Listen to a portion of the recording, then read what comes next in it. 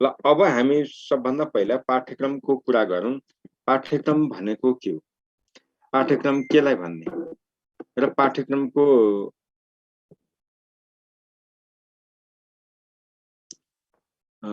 अब यति कुरा भनिसकेपछि पाठ्यक्रमको पहिला इटेमोलजिकल मिनिङ हेर्छौँ। यो भनेको शाब्दिक अर्थ हो। यो तपाईहरु अनावश्यक हात नउठाउनुस्। अहिले नै त केही बुझेको त छैन, पढेकै छैन त के तपाईले सोध्नुहुन्छ? तपाईलाई अन्तिममा बोल्ने मौका दिन्छ। राजु लामाजी, तपाई ह्यान्ड डाउन गर्नुस्। त्यस्तो एकदम अर्जेन्ट छ भने तपाईले यता च्याट बक्सबाट आउन सक्नुहुन्छ।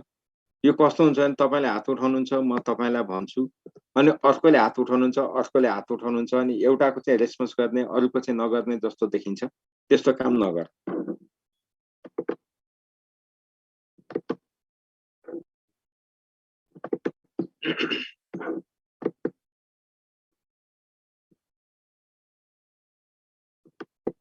ल अब यति कुरा गरिसकेपछि यो पाठ्यक्रमको परिचयमा पाठ्यक्रमको शाब्दिक अर्थको कुरा मैले भने। पहिला शाब्दिक अर्थको कुरा गरौँ। हामीलाई यो ल्याटिन भाषाको कुरे शब्दबाट पाठ्यक्रम आयो, करिकुलम। अब हामीहरूले यहाँनिर थोरै कुरा गर्छौँ। करिकुलम पहिला आएर अनि पेडागोजी आउनु पर्ने हो, तर हामी कहाँ चाहिँ पहिला पेडागोजी आएको छ अनि करिकुलम। पहिला पेडागोजी आएको छ अनि मात्रै करिकुलम आएको छ। त्यो कुरो पनि हामीहरूले सम्झिनुपर्छ। अब ल्याटिन भाषाको यो कुरेबाट करिकुलम आयो भनिन्छ। यो कुरे शब्दमा डबल आर छ, डबल आर छ। अब तपाईलाई कहिलेकाहीँ सोध्छ ल्याटिन भाषाको कुन शब्दबाट पाठ्यक्रम आएको हो भनेर सोध्छ। ल्याटिन भाषाको कुन शब्दबाट भनेर सोध्छ। अब यहाँ तपाईलाई यसरी दिन्छ अप्सन, CURERE भनिदिन्छ। याद गर्नु होला। कहिलेकाहीँ तपाईलाई यस्तो अप्सन पनि यहाँ राखेर दिन्छ, जस्तो हेर्नुहोस् त, CURERE। यहाँनिर के छ? CURRERE छ। यहाँनिर आइसकेपछि यो एउटा आर के भयो त? मिसिङ भयो। त्यही भएर यसरी पनि अप्सन दिन्छ, यो अप्सन गलत हुन्छ। त्यही भएर यो कुरा चाहिँ हामीहरूले ख्याल गर्नुपर्छ। यो स्पेलिङ लेखेरै याद गर्ने हो कुरे भन्ने शब्दको। अनि त्यसपछि शिक्षाको जुन शाब्दिक अर्थ हामीहरूले सुरुमा पढ्यौं, तिनीहरूलाई पनि लेखेरै पढ्ने हो, लेखेरै है, पछि गाह्रो होला। अनि त्यसपछि सुक्रातले भनेको त नो दाइ सेल्फ भन्ने छ, त्यो पनि लेखेरै याद गर्ने हो। केही यस्ता शब्द छन् जसलाई नलेखिकन हामीहरूले याद गर्यौं भने एक्जाममा कन्फ्युजन हुन्छ, गल्ती हुन्छ, त्यहाँबाट जोगिनुपर्छ। गल्ती गर्न छुट छैन नि त हामीलाई। त्यही भएर तपाईलाई मैले भनेको छु, जुन ठाउँमा लेखेर याद गर्ने भनेको छ त्यहाँ चाहिँ लेखेर याद गर्नु। ल अब यहाँनिर कुरे शब्दको शाब्दिक अर्थ के हो त त्यसो भने? टु रन पनि हो, टु प्रोसिड पनि। टु रन भनौँ भने पनि ठिक, टु प्रोसिड भनौँ भने पनि ठिक। यो दुईटै शब्द कुरे शब्दको शाब्दिक अर्थ। पाठ्यक्रमको शाब्दिक अर्थ होइन। पाठ्यक्रमको शाब्दिक अर्थ होइन। यहाँ के हो त? यो कुरे शब्दबाट करिकुलम आयो, तर कुरेको अर्थ चाहिँ के हो त? टु रन, टु प्रोसिड हो। त्यसो भने करिकुलम शब्दको शाब्दिक अर्थ चाहिँ के हो त? अ रेस, अर, अथवा the race, the coach of a race. ध्यान दिनुहोस् है। तपाईलाई यहाँ के सोध्यो भने करिकुलमको शाब्दिक अर्थ चाहिँ अ रेस, दौड, अथवा the coach of a race. त्यो भनेपछि दौडको मैदान। ल जसरी होस्, हामीहरूले यो दुईटा शब्द याद गर्नुपर्छ। जाँचमा सोध्दा नबिगार्नु होला। कुरे शब्दको शाब्दिक अर्थ भनेको टु रन, टु प्रोसिड, तर करिकुलम शब्दको शाब्दिक अर्थ अ रेस अथवा the course of a race. झुकिनु पाइँदैन। अब त्यसपछि यहाँनिर करिकुलम शब्द 19औं शताब्दीमा आयो, तर पेडागोजी शब्द 17औं शताब्दीमा आयो। अब यहाँनिर हामीहरूले अलिकति ध्यान दिएर हेर्नुपर्छ। पेडागोजी चाहिँ करिकुलम त ल्याटिन शब्दबाट आयो, ठिक छ।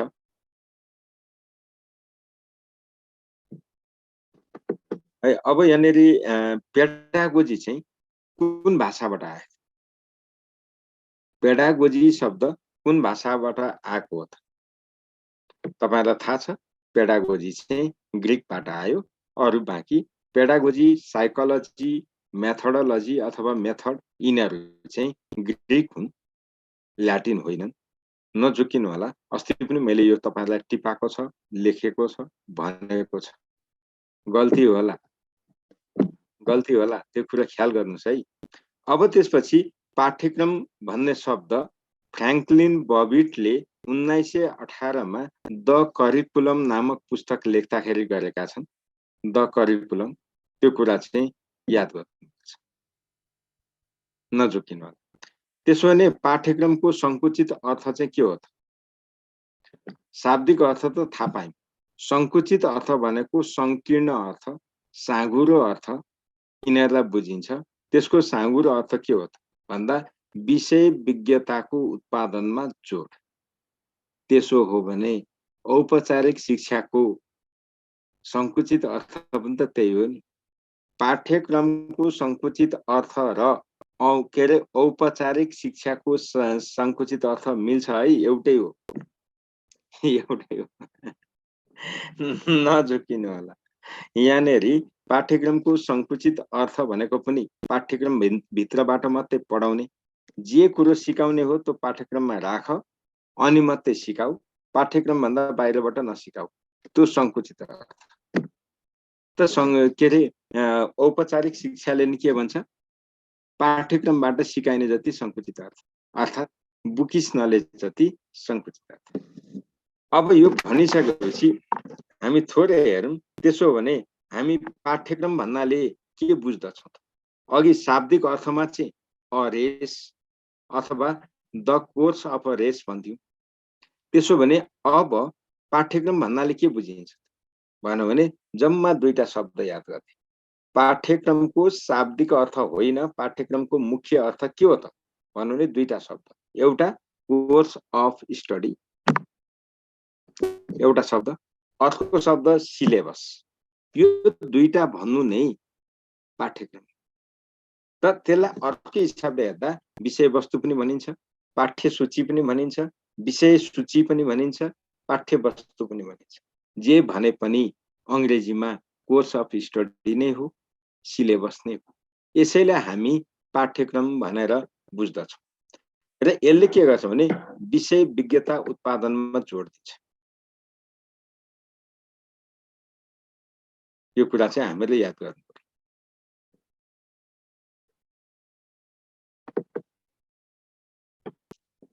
ल अब यति कुरा गरिसकेपछि यहाँ कन्सन सन्सनको कुरा छैन, जथाभावी नबुझ्नुस् न। तपाईहरुलाई यहाँ जे लेखेको छ यो सत्य हो, त्यो भन्दा दायाँ बायाँ नहेर्नुस्। कन्सन भन्ने हुँदैन। करिकुलमको मिनिङ कन्सन भनेर कसरी हुन्छ? कोर्स अफ रेसै हो, कोर्स अफ स्टडी नै। त्यहाँ जथाभावी जानु हुँदैन। तपाईले यहाँ जे देख्नु भएको छ त्यो सत्य हो, त्यसमा भर पर्नुस्। अब त्यो भन्दा उता जानुहुन्छ भने तपाईलाई मैले के भन्न सक्दिन। जान भिरबाट हाम फाल्नेलाई मैले के भन्न सक्दिन।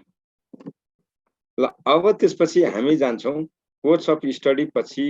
थोरै हामीले पाठ्यक्रम भनेको कोर्स अफ स्टडी बुझ्यौं।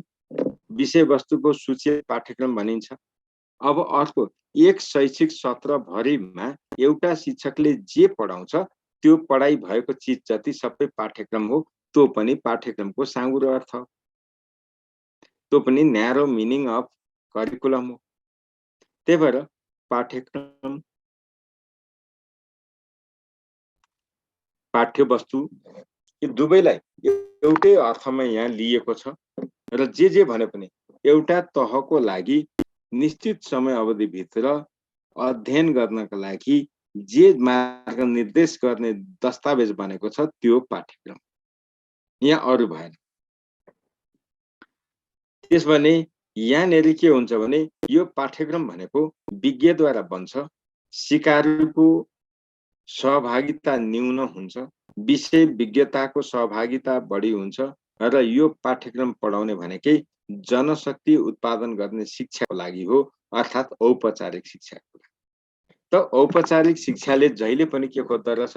जनशक्ति उत्पादनमा जोड दिँदो रहेछ, जनशक्ति उत्पादन गर्ने लक्ष्य राख्दछ। यो कुरा चाहिँ ख्याल गर्नु। त्यसो भने पाठ्यक्रमको व्यापक अर्थ चाहिँ के हो त? योजनाबद्ध शैक्षिक कार्यक्रम।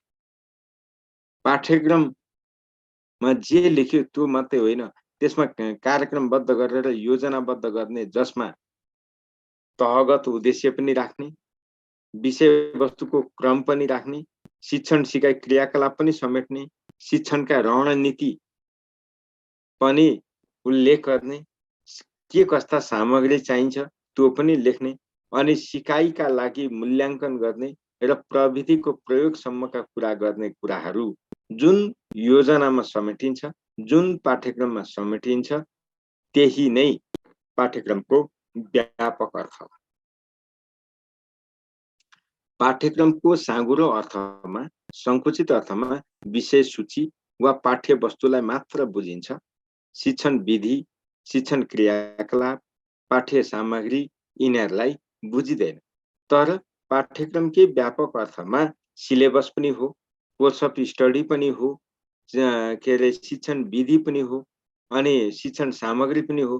ती सबैलाई एकै ठाउँ मिसाएर एकसाथ प्रयोग गरिन्छ भने, छुट्याउने होइन, छुट्याउने होइन, त्यो सबैलाई एकै ठाउँ मिसाएर सबै नै कार्यान्वयन गरिन्छ भने त्यो चाहिँ पाठ्यक्रमको व्यापक अर्थ हो। त्यसलाई हामी योजनाबद्ध शैक्षिक कार्यक्रम भन्दछौँ।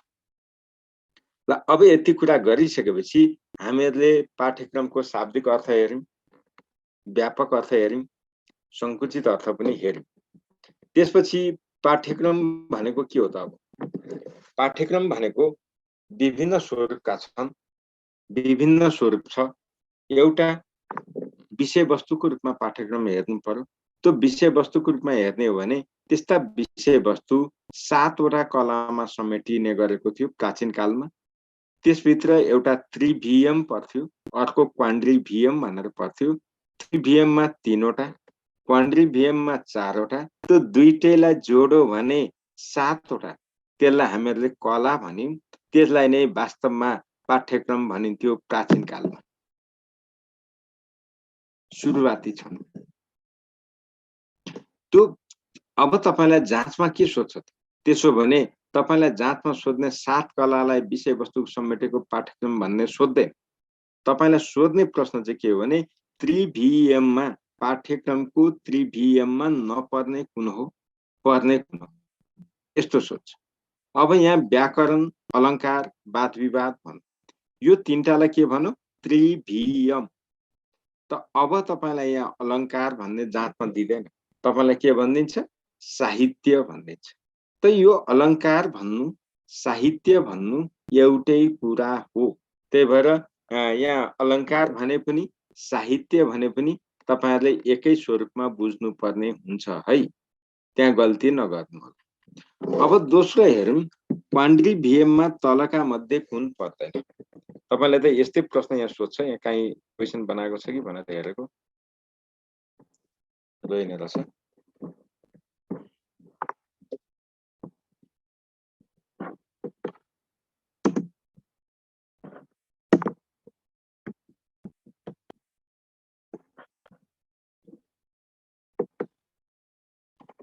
मैले तपाईलाई यहाँ गर्न खोजेको के हो भने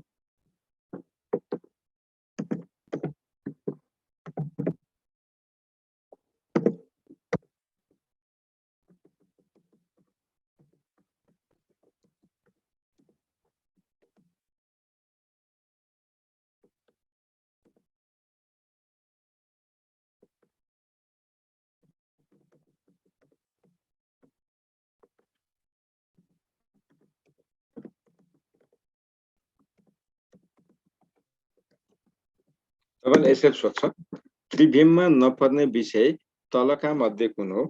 कमा हामीलाई यहाँनिर अब यही विषय सोध्छ। त्यो विषय भनेको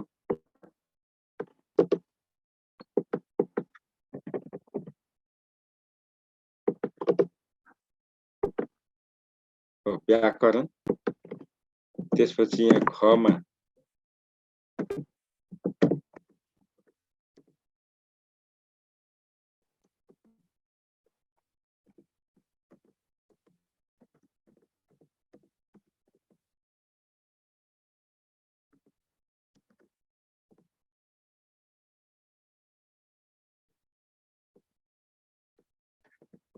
ल अब तपाईलाई प्रश्न यही सोध एउटा प्रश्न यसरी सोधौ तपाई के भन्नुहुन्छ अर्को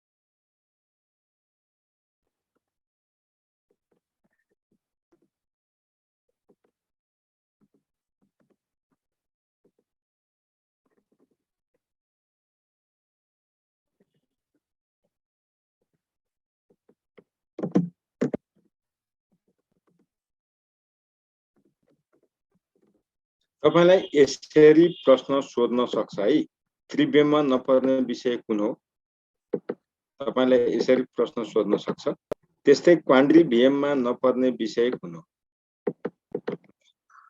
अब हामीलाई यहाँबाट प्रश्न यसरी सोध्ने गरेको छ विगतमा त्यही भएर यसरी प्रश्न सोधो भने हामीहरूले कमा हामीले के गर्छौं केमा चिन्ह लगाउने यसमा तपाईले यो साहित्य होइन भन्नुहुन्छ अलंकारलाई साहित्य भनेको अलंकारलाई साहित्य भनेको जस्तो यहाँनेर हामीहरूले त्रिवियममा के छ त व्याकरण छ अलंकार छ वाद विवाद छ यो अलंकार भनेको साहित्य त्यही भएर यहाँनेर हामीहरूले यो वाद विवाद पनि हो व्याकरण पनि हो यसमा त हामी झुकिदैन यहाँ अलंकार भनेन साहित्य दियो तर संगीत त होइन नि त त्यही भएर हामीहरूले के होइन भन्नु पर्यो संगीत होइन भन्नु पर्यो नत्र गल्ती हुन्छ ध्यान दिनु अब दोस्रोमा हेर्नुस् यहाँ अंक गणित पनि छ रेखा गणित पनि छ संगीत छँदैछ तर बीज गणित छैन क्या त्यही भएर हामीहरूले कहिलेकाहीँ यस्ता साना प्रश्न सामान्य प्रश्न यस्ताले पनि हामीलाई लडाउन सक्छ यस्ता कुराहरू हामीहरूले सम्झिनुपर्छ यस्ता प्रश्नहरू हामीहरूलाई सोध्ने सम्भावना रहन्छ है यस्ता चाहिँ हामीहरूलाई सोध्ने सम्भावना हुन्छ नि यो कुरा ख्याल गर्नु होला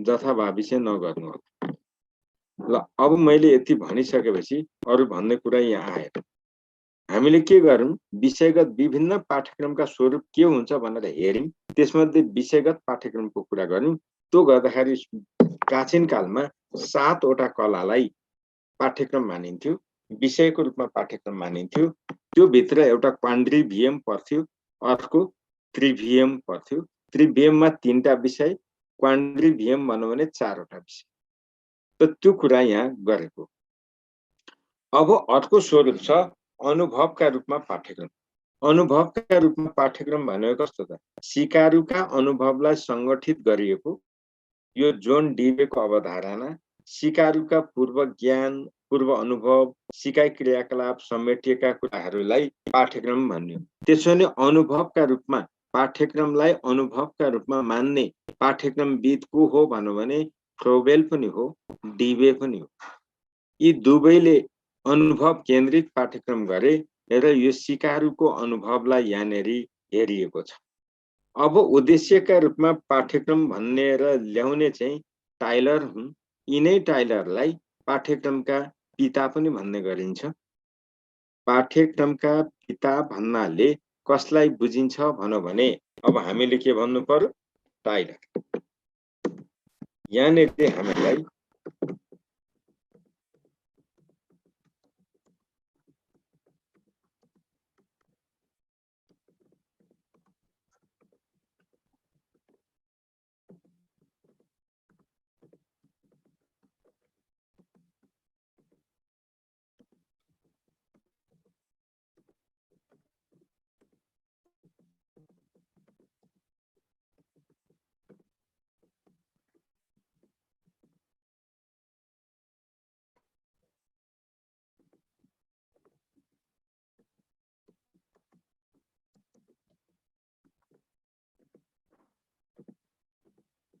यसरी तपाईहरुलाई सोध्न सक्छ पाठ्यक्रमका पिता भन्नाले कसलाई बुझिन्छ भनौं भने हामी पाठ्यक्रम शब्दको पहिलो प्रयोगकर्ता चाहिँ फ्र्याङ्कलिन बबिटलाई मानियौं तर पिता चाहिँ हामी कसलाई मान्छौं टाइलरलाई भन्छौं यसमा नि विवाद त छ तर यस्तो प्रश्न यदि आयो भने हामीहरुले विवादको बीचमा पनि टाइलरलाई मान्नुपर्छ यहाँ गल्ती गर्न चाहिँ हुँदैन है मैले यति भनेको छु गल्ती होला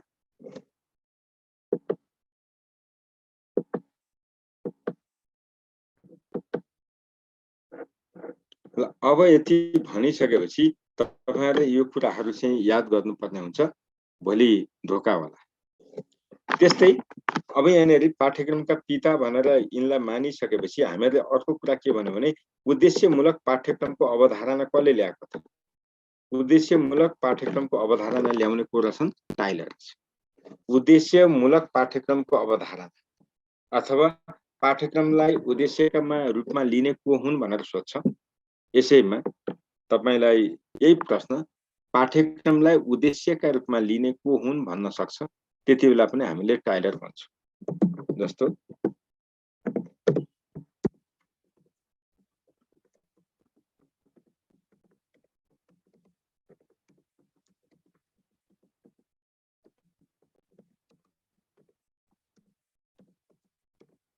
अब यो दुईटै प्रश्नको जवाफ के हुने भयो एउटै हुने भयो यो कुरा ख्याल गर्नुस् यो दुवै प्रश्नको जवाफ के हुने भयो एउटै हुने यस्ता कुरामा हामी झुकिनु हुँदैन है झुकिनु हुँदैन अब अर्को यहाँ हेरौं योजनाका रूपमा पाठ्यक्रम भन्छ योजनाको रूपमा पाठ्यक्रम मान्ने को हुन् त हिल्डा टाबा यहाँ त झुकिने कुरै छैन हिल्डा टाबाले पाठ्यक्रमलाई सिकाइको योजना मानेको छ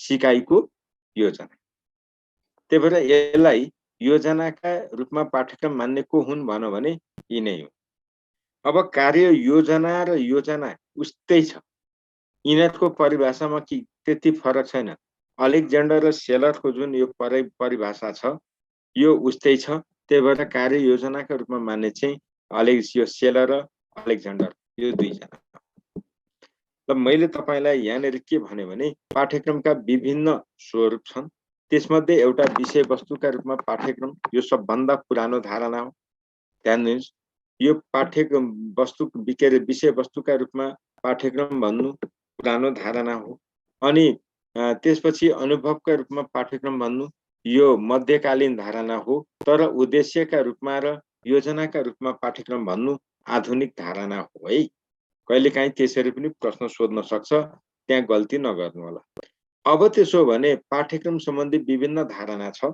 सिफारिस गरिएको पाठ्यक्रमलाई हामी आदर्श पाठ्यक्रम पनि भन्दछौं त्यसोले तलका मध्ये आदर्श पाठ्यक्रम कुन हो भनौं भने हामीहरूले सिफारिस गरेको पाठ्यक्रम वा आदर्श पाठ्यक्रम यो दुईटा मध्ये जुनै पनि हामीले गर्न सक्यौं आधिकारिक पाठ्यक्रम भन्नाले कुनलाई बुझिन्छ भनेर सोध्यो भने योजना गरिएको पाठ्यक्रमलाई योजनाबद्ध पाठ्यक्रमलाई बुझिन्छ त्यसोले पढाइएको पाठ्यक्रम भन्नाले कुनलाई बुझिन्छ भन्नु भने कार्यान्वयन गरिएको पाठ्यक्रम सिकेको पाठ्यक्रम भनेको के त विद्यार्थीले प्राप्त गरेको पाठ्यक्रम परीक्षण गरिएको पाठ्यक्रम भनेको लेखा जोखा गरिएको पाठ्यक्रम यति कुरा यहाँनेरि मैले तपाईहरुसँग राखे अब यहाँबाट प्रश्न सोध्ला कि नसोध्ला सोध्ने सम्भावना छ हामीलाई सोध्दा शाब्दिक अर्थबाट पनि सोध्न सक्छ शाब्दिक अर्थबाट त्यसमा करिकुलमको शाब्दिक अर्थ पनि सोध्न सक्छ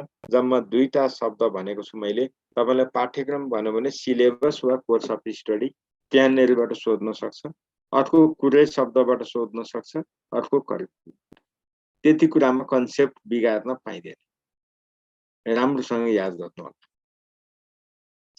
अब त्यसपछि पाठ्यक्रमको परिभाषामा गयौं अहिलेसम्म हामीहरूले के पढ्यौं भने पाठ्यक्रमको अवधारणा भनेर पढ्यौं त्यसको अर्थ पढ्यौं शाब्दिक अर्थ साँघुरो अर्थ व्यापक अर्थ यहाँसम्म हामीले पढ्यौं अब हामी पाठ्यक्रमको परिभाषा भनेर पढ्दछौं यति कुरा चाहिँ ख्याल गर्नु होला प्रकाशी के बुझ्नु भएन तपाईले प्रकाश गुरु नमस्ते नमस्कार भन्नु त सर मैले यो आधुनिक धारणा छ नि सर, आधुनिक अर्थ भन्नुभयो थियो, त्यो मैले अलिकति लिन सकिनँ सर, क्लियर लिन सकिनँ सर। आधुनिक अर्थ केलाई भन्छ सर? पुरानो अर्थ विषयवस्तुका रूपमा पाठ्यक्रम होइन सर? आधुनिक अर्थ उद्देश्यका रूपमा र योजनाका रूपमा पाठ्यक्रम भन्नुलाई पाठ्यक्रमको आधुनिक अवधारणा मानिन्छ। उद्देश्य र योजना होइन सर, उद्देश्य र योजना। अब यति भनिसकेपछि अब यहाँनिर यो हाइलाइट गरेको पाठ्यक्रमको परिभाषा हामीलाई जाँचमा सोध्न सक्छ। यो कुरा ख्याल गर्नुस्। यहाँ जुन जुन हाइलाइट गरेको छ त्यो चाहिँ तपाईलाई बिर्सने छुट हुँदैन। पढ्न चाहिँ अरू पनि पढ्नुस्, तर हाइलाइट गरेको कुरा चाहिँ बिर्सिन पाइँदैन।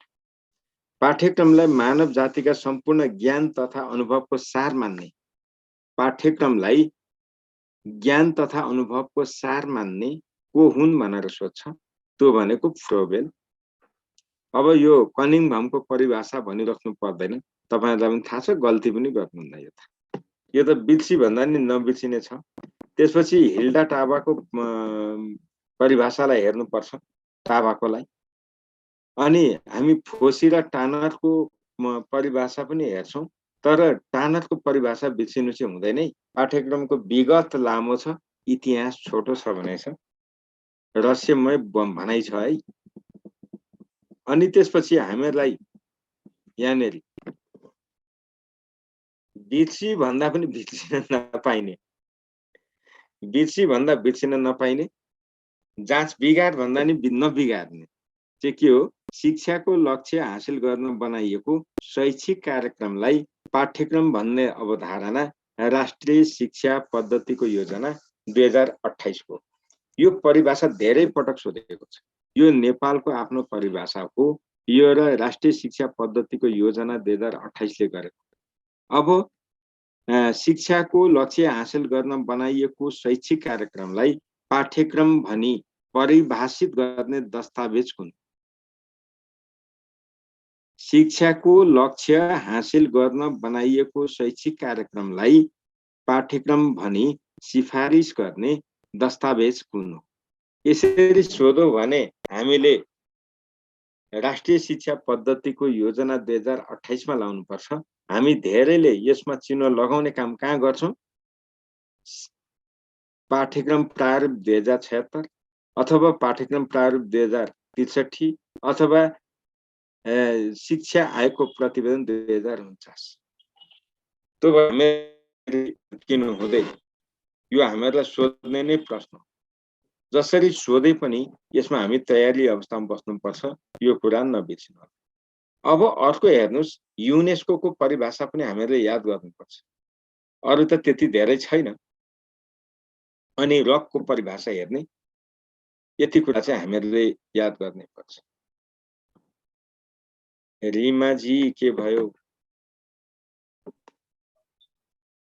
सर एकचोटि फेरि भनिदिनु न, यो शिक्षाको लक्ष्य हासिल गर्न बनाइएको शैक्षिक कार्यक्रमलाई पाठ्यक्रम भनिन्छ हो। यसको अगाडि भन्नुभयो त्यो एकचोटि टिप्नलाई। नै त्यो टिप्नु पर्दैन, तपाईले यति कुरा याद गरे त भइहाल्यो। जस्तो यहाँ तपाईले के हुन्छ भने यहाँ त तपाईले शिक्षाको लक्ष्य हासिल गर्न बनाइएको शैक्षिक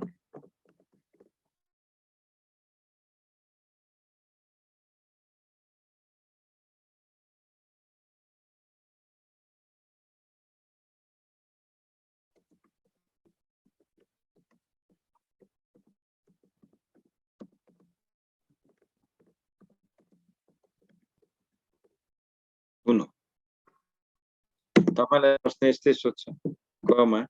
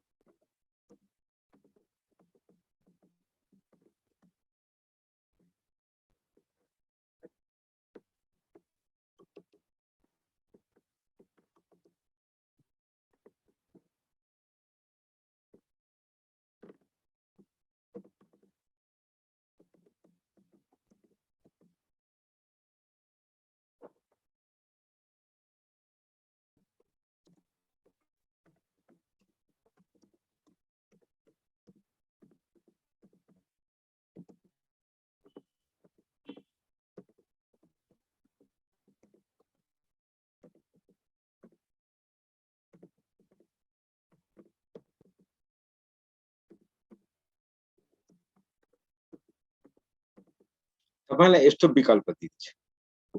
तपाईलाई के सोध्यो भने शिक्षाको लक्ष्य हासिल गर्न बनाइएको यो शिक्षाको लक्ष्य हासिल गर्न बनाइएको शैक्षिक कार्यक्रमलाई पाठ्यक्रम भनेर परिभाषित गर्ने दस्तावेज कुन? तपाईलाई यसरी सोध्छ। अब सोध्यो भने अब यो परिभाषा त हामीलाई याद गर्नु पर्यो। राष्ट्रिय पाठ्यक्रम प्रारूप को हो कि राष्ट्रिय पाठ्यक्रम प्रारूप 76 को हो कि शिक्षा आयोगको प्रतिवेदन को हो कि राष्ट्रिय शिक्षा पद्धतिको योजना को हो कि तपाईँ कन्फ्युजन हुन्छ नै। त्यही भएर मैले तपाईलाई के भने यहाँ कन्फ्युजन नहुनुस्, यो गल्ती गर्न पाइँदैन। यदि गल्ती गरियो भने हामी पछि पर्छ। मैले यति नै भने। ए रिमाजी त्यति भनेको। तपाईहरु यति त भन्दै जाँदाखेरि टिप्दै जानुपर्छ। यो कुरा ख्याल गर्नुपर्छ, नभए पछि परीक्षामा गाह्रो हुन्छ।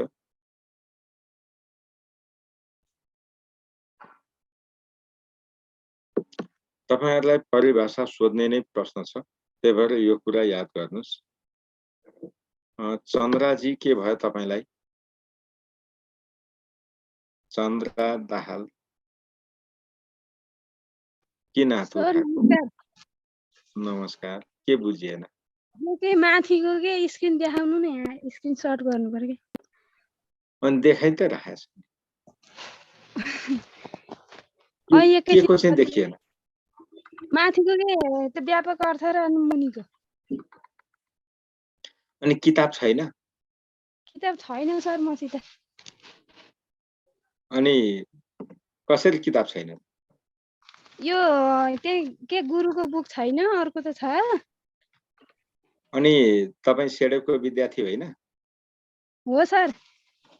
अनि हो भने किताब कसरी हुँदैन? किताब अनि वहाँ कोही मान्छे भन ल्याउने, काठमाडौँ गयो छैन। तपाई घर कहाँ? यहाँ पोखरा हो। अनि पोखरा भए पनि त किताब पोखराको मान्छेलाई त्यहाँ पठाइदियो भने पनि त अहिले अनलाइनले पठाइदिन्छ।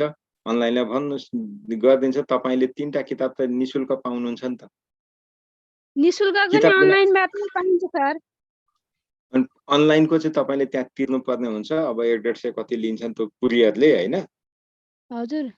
अनि त्यो भयो भने त दिन्छ नि त। अनि तपाई किताब बिना कसरी पढ्नुहुन्छ?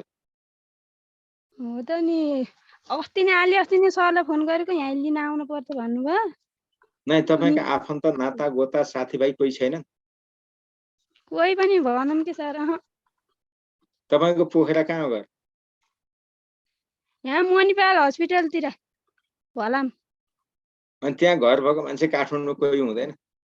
तपाईको साथीभाइ कोही हुँदैन? के नचाहिने कुरा गर्नु? चाहिने कुरा गर्नु न। कोही न कोही त हुन्छ नि। अनि किताबै नभए तपाई के पढ्नुहुन्छ त? के जहाँ चाहिसक्यो त्यही यही स्क्रिनशट अनि यही पढ्ने हो। त्यसरी हुँदैन।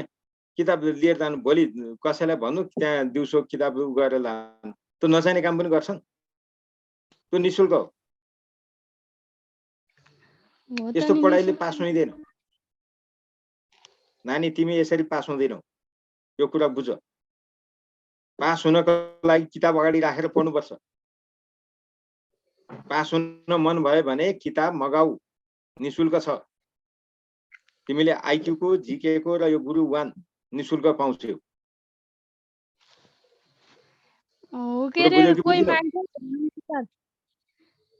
भोलि दिउँसो त्यहाँ फोन गर्नु, त्यहाँ कुरियरमा हाल्ने म भन्दिउँला, कुरियरको पैसा त्यही तिर्नु भइहाल्यो।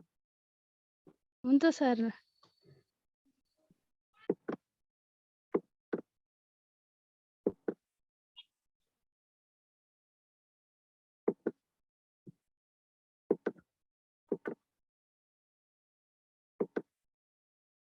अब हामी फेरि शिक्षाको लक्ष्य हासिल गर्न बनाइएको शैक्षिक कार्यक्रमलाई पाठ्यक्रम भनी परिभाषित गर्ने दस्तावेज कुन हो भनेर प्रश्न सोध्छ। त्यसबेला हामी झुकिने ठाउँ छ र हामीहरूले यहाँनेरि यो के अरे शिक्षाको राष्ट्रिय शिक्षा पद्धतिको योजना भनेर चिन्ह लगायौं भने आन्सर सही हुन्छ, नत्र बिग्रिन्छ। यसरी प्रश्न सोध्न सक्छ। यो निकै महत्त्वपूर्ण छ, त्यही भएर तपाईहरुलाई यो कुरा याद गर्नुस् भने। अब त्यसपछि युनेस्को परिभाषा पनि तपाईले हेर्नुपर्छ, युनेस्को त्यसपछि रकको परिभाषा हेर्नुहुन्छ। अब त्यसपछि यहाँ थोरै हामीहरूले हेर्नुहोस् त, पाठ्यक्रमका पिता भनेर टाइलरलाई बुझिन्छ। पाठ्यक्रमलाई सर्वप्रथम विज्ञान मान्ने चाहिँ फ्र्याङ्कलिन बबिट 1918। अब यति कुरा भनिसकेपछि हामीहरूले पाठ्यक्रमको बारेमा मोटामोटी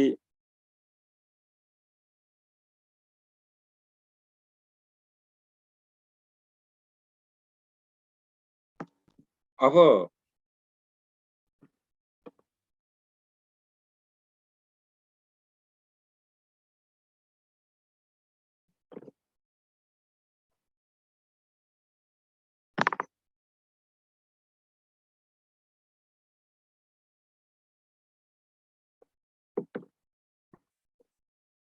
मलाई यो तपाईहरुको छक्कै परे हो, यो तपाईहरुलाई मैले नाम लेख्नुस् भन्छु।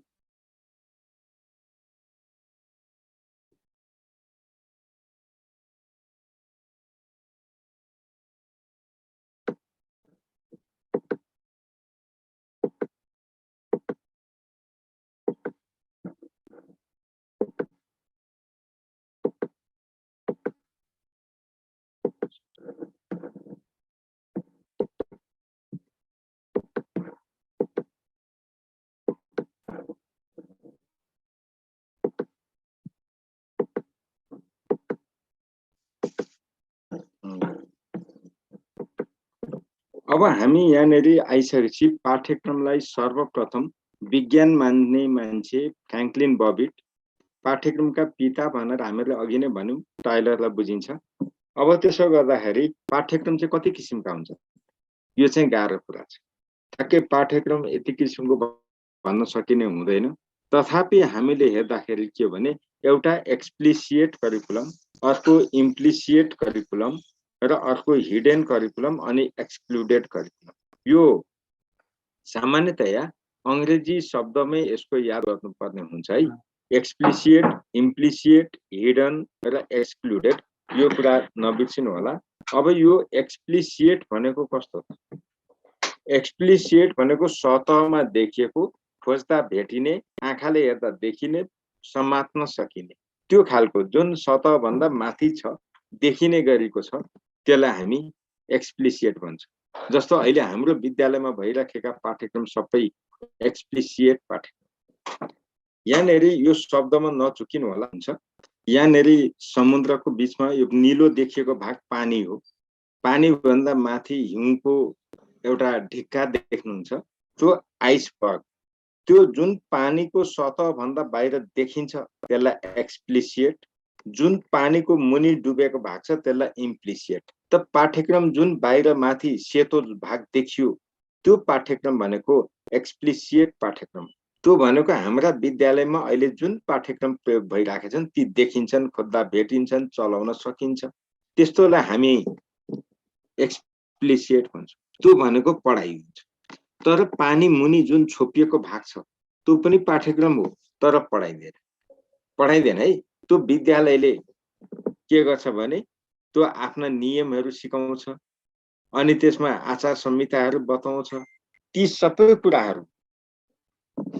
कुराहरू चाहिँ इम्प्लिसिएट पर्छ। त्यही भएर एक्सप्लिसिएटको अर्थ के रहन्छ? बाहिर सतहमा जे देखिन्छ त्यो एक्सप्लिसिएट, जे देखिँदैन छोपिएको हुन्छ त्यो चाहिँ इम्प्लिसिएट। त्यति कुरा मात्रै बुझाउनलाई मैले तपाईलाई यो गरेको, अरु कुरा होइन। त्यसो भने यो एक्सप्लिसिएट पाठ्यक्रम भनेको अहिले हामी कहाँ भइराखेको गणितको पाठ्यक्रम, विज्ञानको पाठ्यक्रम, एकीकृत पाठ्यक्रम, यी सबै विषय शिक्षण, यी अहिले जुन हाम्रो विद्यालयमा प्रयोगमा छन् ती सबै पाठ्यक्रम एक्सप्लिसिएट हो। अब इम्प्लिसिएट भनेको अघि पानीमा जुन छोपिएको भाग छ त्यो हो। यो पाठ्यक्रम कार्यान्वयन गर्दा विद्यालयले विद्यालयको संस्कृति सिकाउँछ, व्यवहार सिकाउँछ, अनुशासन सिकाउँछ, कुनै प्रत्यक्ष रूपमा सिकाउँछ, कुनै अप्रत्यक्ष रूपमा सिकाउँछ, हो त्यसलाई हामी इम्प्लिसिएट पाठ्यक्रम भन्छौँ। सिकाउँछ नि त विद्यालय।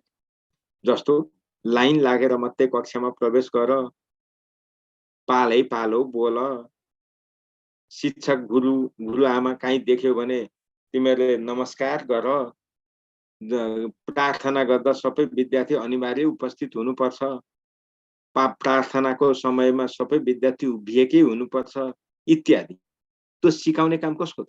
विद्यालय। त्यसो भने त्यो त पाठ्यक्रम पढाइ हुँदैन हुँदैन। त्यस्तो पाठ्यक्रमलाई हामी इम्प्लिसिएट पाठ्यक्रम भन्दछौँ।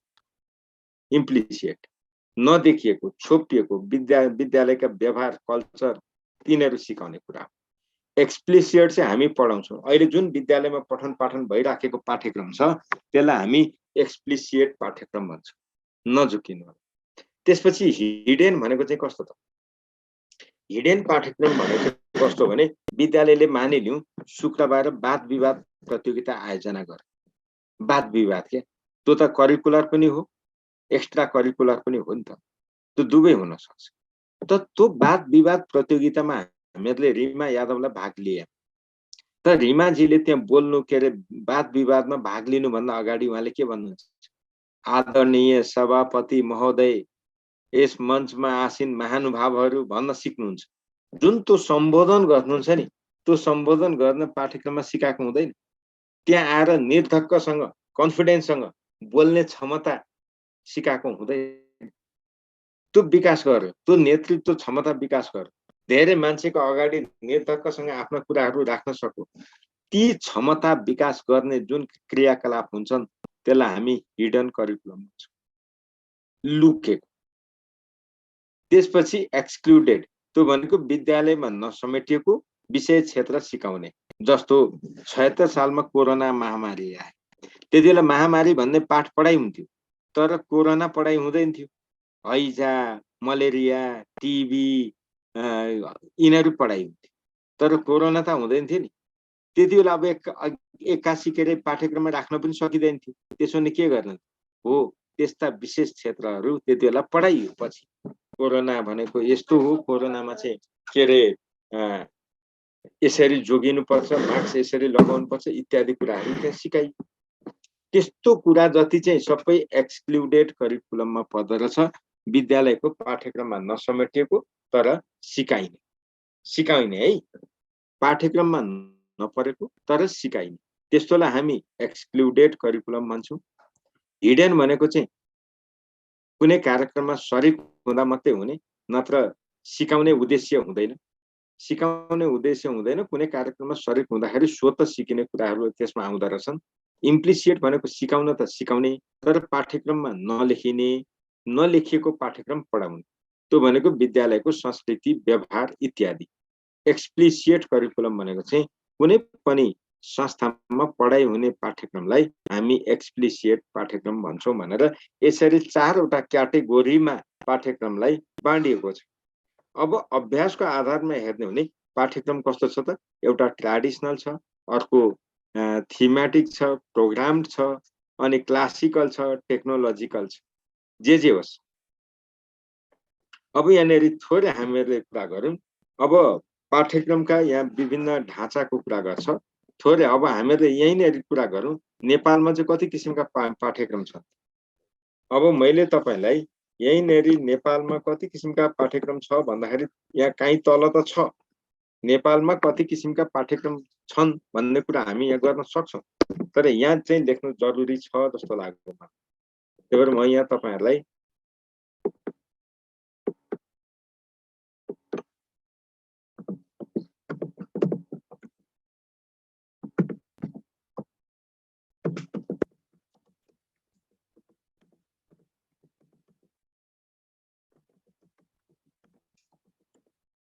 नेपालमा पाठ्यक्रमका प्रकार यहाँनिर के भन्नु पर्यो नि, नेपालका विद्यालयमा पाठ्यक्रमका प्रकार मात्रै भने मैले। नम्बर 1 पहिला हामीहरू यहाँनिर छ, काहीँ न काहीँ त छ, मैले के भन्दिनँ।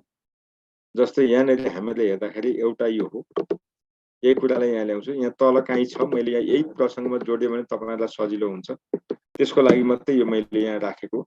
यो इसिडीमा पढाइ हुन्छ, थीमेटिक। अब अर्को भनेको चाहिँ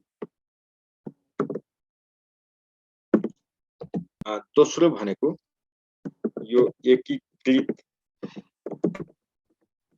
पाठ्यक्रम, यो भनेको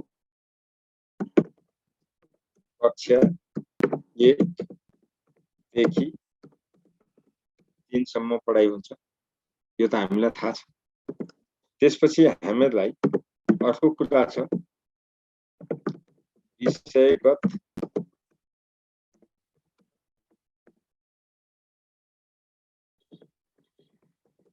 यो भनेको कक्षा 4 देखि 12 सम्म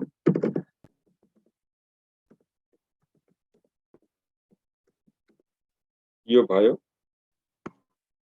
त्यसपछि 4 मा जाँदा विषयगत एकल पथीय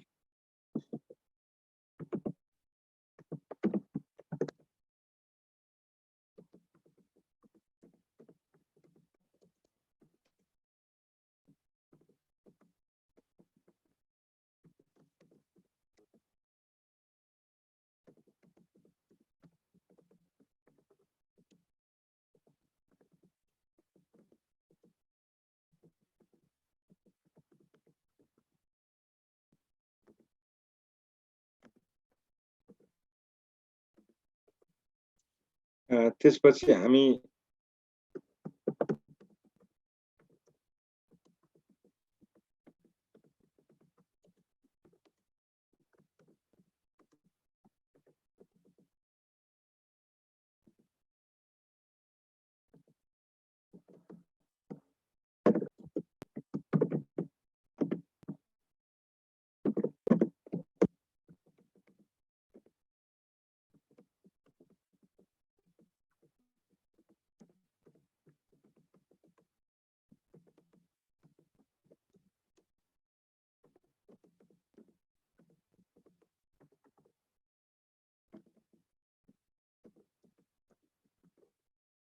यति कुरा हामीहरूले सम्झिनु पर्यो। अहिले हामीका अभ्यासमा भएका पाठ्यक्रमका प्रकार कतिवटा रहेछन्? 6 वटा। यी 6 किसिमका पाठ्यक्रम हामीका अहिले हामी प्रयोग गर्दा रहेछौँ। 6 किसिमका, यो कुरा हामीहरूले बिर्सिनु भएन, जम्मा 6 किसिमका। ती के हुन् त भन्दाखेरि यी 6 वटा हामीहरूले अहिले कुरा गर्यौं। यी 6 किसिमका पाठ्यक्रमको बारेमा यो कुरा हामीले बिर्सिनु हुँदैन। हामीका आजको दिनमा 6 किसिमका पाठ्यक्रम छ। अब तपाईले यहाँनेरि यो विषयगत पाठ्यक्रममा संस्कृत पनि हो, गुरुकुल पनि हो, मदरसा पनि हो, यी सबै विषयगत अवधारणामा छ है। यहाँनेरि नझुकिनु होला। यो यहाँ तल पनि कहीँ लेखिएको छ, त्यो नझुकिनु होला। यति मैले भने, त्यही भएर यहाँ गल्ती नगर्नु होला। हामीले यहाँ पाठ्यक्रम विभिन्न किसिमले हेर्यौं। मूल पाठ्यक्रम 4 किसिमले हेर्यौं। एक्सप्लिसिएट, इम्प्लिसिएट, हिडन, एक्सक्लुडेड भनेर हेर्यौं। तर यहाँनेरि हाम्रो सन्दर्भमा चाहिँ थीमेटिक पाठ्यक्रम छ, ईसीडीमा पढाइ हुने, प्रारम्भिक बाल विकासमा एकीकृत पाठ्यक्रम छ कक्षा 1 देखि 3 सम्म, विषयगत पाठ्यक्रम छ 4 देखि 12 को, साधारणतर्फ एकल पथीय पाठ्यक्रम छ। यो बिर्सिनु भयो। त्यसपछि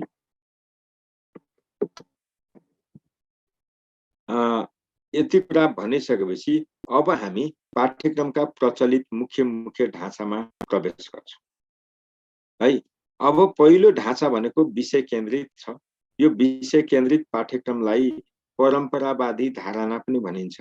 पाठ्यक्रमको परम्परावादी धारणा यो भनेको शिक्षकले सिकाउने, शिक्षकले जे सिकाउँछ त्यही नै पाठ्यक्रम हो, विद्यार्थीले सिक्ने नै हो। र यसभित्र पनि 3 वटा धारणा छ। एउटा स्थायित्ववादी धारणा, अर्को आवश्यकतावादी धारणा, अर्को विधागत धारणा। यहाँबाट हामीहरूलाई प्रश्न सोध्ने के हो भने परम्परावादी पाठ्यक्रम भन्नाले कुनलाई बुझिन्छ भन्यो भने विषय केन्द्रित पाठ्यक्रम भन्नु परि नै हाल्यो। त्यसपछि हामीलाई सोध्ने के हो भने पाठ्यक्रममा स्थायित्ववादी धारणा तलका कोसँग सम्बन्धित छ? त्यो भनेको हचिन्स। यो भनेको के हो भने पाठ्यक्रममा सत्य कुरा पढाउने हो, सत्य कुरा राख्ने हो। जस्तो घाम पूर्वबाट उदाउँछ, मान्छे मरणशील छ, पानी उकालोबाट ओह्रालोमा बग्छ जस्ता कुरा सधैँ सत्य हुन् र सत्य कुरा जहाँ तहीँ सत्य हुन्छ। पाठ्यक्रमले सत्य कुरा मात्रै पढाउने भएकोले पाठ्यक्रम परिवर्तन गर्नु पर्दैन, पाठ्यक्रम स्थायी हुन्छ भन्ने अवधारणा हचिन्स। त्यही भएर पाठ्यक्रममा स्थायित्ववादी धारणा कसको हो भनेर यदि तपाईलाई एक्जाममा सोधो भने हचिन्स भनेर चिन्ह लगाउनु होला। यो सोधिएको प्रश्न हो, धेरै पटक विगतमा सोधिसकेको छ र अब सोधो भने गल्ती नगर्नु होला। ल अब यति कुरा भनिसकेपछि दोस्रोमा जाउँ। यो के रे स्थायित्ववादी धारणा पाठ्यक्रम परिवर्तन गर्नु हुँदैन, सदैव एउटै पाठ्यक्रम कार्यान्वयन गर्नुपर्छ भन्ने धारणा कसको? पाठ्यक्रम परिवर्तन गर्नु हुँदैन। पाठ्यक्रम एकचोटि बनाएपछि सधैँलाई वर्षौं वर्ष त्यही काम लाग्छ, परिवर्तन गर्नु हुँदैन भन्ने अवधारणा कोसँग सम्बन्धित छ, कसको हो भनेर सोध्न सक्छ। त्यतिबेला हामीले के भन्नु पर्यो? हचिन्स। त्यो शब्द चाहिँ त्यहाँ गल्ती भयो भने बिग्रियो नि। यो भनेको पाठ्यक्रम परिवर्तन नगर्ने, सधैँ एउटै पाठ्यक्रम कार्यान्वयन गर्ने धारणा। अब दोस्रोमा जानुस्। आवश्यकतावादी धारणा भनेर भन्छ। यो आवश्यकतावादी धारणा भनेको हाम्रो आवश्यकता के हो भन्दा मातृभाषा पनि हो, व्याकरण पनि हो, विषयगत हो, तर आवश्यकतामा आधारित। त्यही भएर यी सबै आवश्यकतावादी धारणा। त्यसो भने सांस्कृतिक सम्पदाको हस्तान्तरण गर्न जोड दिने पाठ्यक्रम कुन हो? सांस्कृतिक सम्पदाको हस्तान्तरण गर्न जोड दिने पाठ्यक्रम कुन हो? मातृभाषा पाठ्यक्रम, व्याकरण, यी जति छन् यी सबै आवश्यकतावादी धारणा। विषयको पनि आवश्यकतावादी धारणा हो, यहाँ गल्ती नगर। अब विधागत धारणा भन्छ। यो विधागत धारणा चाहिँ विधाहरू समेटिनुपर्छ, स्थापित भएका विधाहरूलाई राख्नुपर्छ, जस्तो साहित्य, सङ्गीत, कला इत्यादि। यिनीहरू समेटिनुपर्छ भन्ने धारणा चाहिँ विधागत हो। जे भए पनि यी सबै विषयगत पाठ्यक्रम हुन्, विषयगत, र यो परम्परावादी धारणा हो।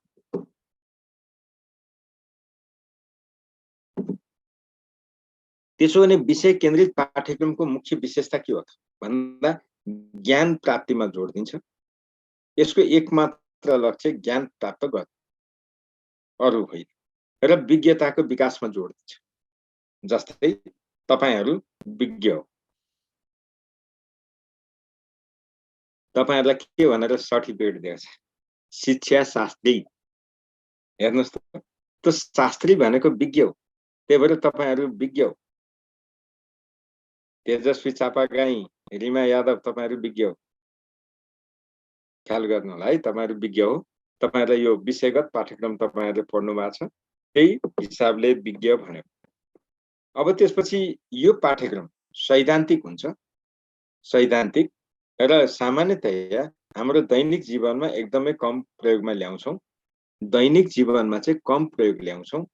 अनि आदर्शवादी धारणा, आदर्शवादी दर्शनमा आधारित छ। विषयगत पाठ्यक्रम आदर्शवादी फिलोसफीमा आधारित छ। आदर्शवादको धारणा।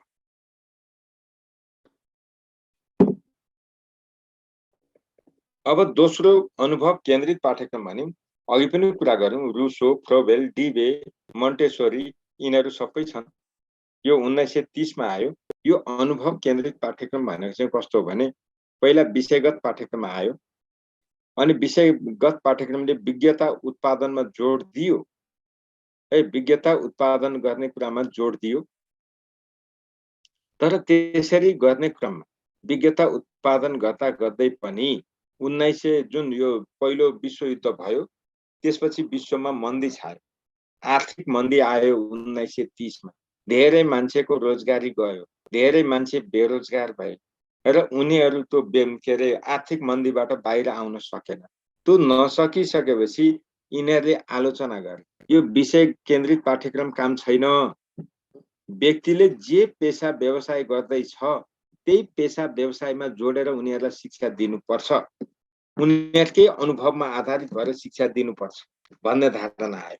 यो भनेको कस्तो भने, मानिलिउँ कोही मोटरसाइकल बनाउँदैछ, मोटरसाइकल बनाउने ग्यारेजमा काम गर्छ भने त्यो मान्छेले सिक्न चाह्यो भने मोटरसाइकल बनाउने सम्बन्धी कुरा नै सिकाइदेऊ, उसले गर्छ, उसले सिक्न सक्छ। त्यो मान्छे बेरोजगार हुँदैन, त्यसले चाहिँ यो आर्थिक मन्दीबाट छुटकारा पाउन सक्छ भन्ने अवधारणाबाट अनुभव केन्द्रित पाठ्यक्रमको जन्म भएको हो र त्यो पाठ्यक्रम आजको दिनमा पनि उपयोगमा छ। अनौपचारिक शिक्षा केन्द्रले यसको बारेमा काम गर्थ्यो विगतमा, अहिले चाहिँ यो काम थोरै हुने गर्छ। यो भनेको व्यक्ति जुन पेसा व्यवसायमा लागेर अनुभव हासिल गरेको छ त्यहीसँग सुहाउँदो त्यही पेसा व्यवसायलाई प्रवर्धन गर्ने, मलजल गर्ने, विकास गर्न दिइने शिक्षा अनुभव केन्द्रित पाठ्यक्रम